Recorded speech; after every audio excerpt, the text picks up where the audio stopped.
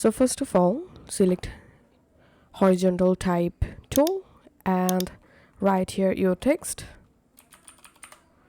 and you can select your text and click here and select your text color and click on this font drop down and go ahead and select a font. So in my case, I'm going to selecting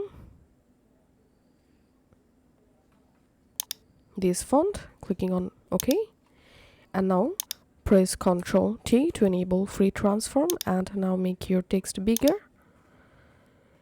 And now just right click on the text layer and here click on convert to shape. Once your text successfully converted to shape, in this left hand menu select the direct selection tool, and all you have to need, you have to select the bottom text points like this, and then hold down the shift key and press on down arrow key, and your text will be stretched like this. And this is how we can do it.